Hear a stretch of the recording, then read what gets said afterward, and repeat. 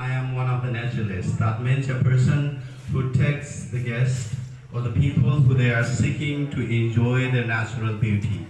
So I am honored to this school delivering you my experiences regarding the environment and tourism on the occasion of this World Environment Day. Yeah, म अलिअलि नेपाली पनि बोलाउँला किनभने हाम्रो मातृभाषा नेपाली भएको हुनाले अवश्य अहिले भर्खर एकजना नानुले विद्यार्थीले हामी माझ अङ्ग्रेजी भाषाको महत्त्वको बारेमा चर्चा गरेर जानुभएको छ।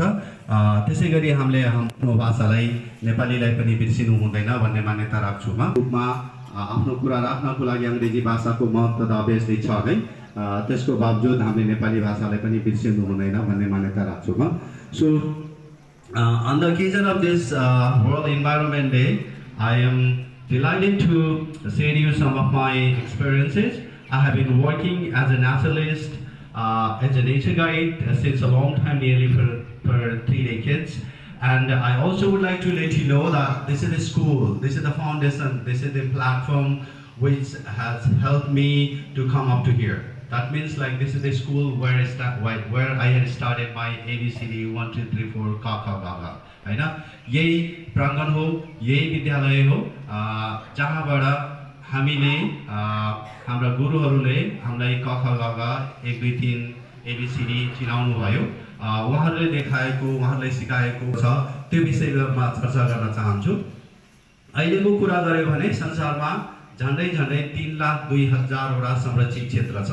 संरक्षित क्षेत्र किन बनाइन्छ भने अहिलेको केसमा जुन यो मान्छेको बढ्दो जनसङ्ख्या, मान्छेको जीवनशैली, मान्छेको सहरीपना, उद्योग धन्दा विभिन्न कारणले वातावरण बिग्रिँदै गएको छ।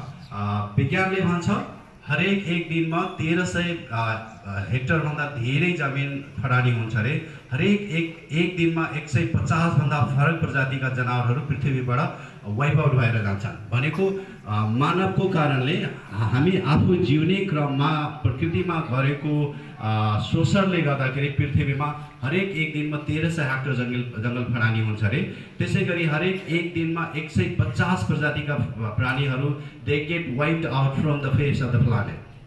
Yeah, whereas in this ecosystem, in this planet, doesn't matter it's a human being or it's an elephant or even a small plant or small living creature, we all have an equal value in terms of keeping balance this ecosystem or food chain हैन।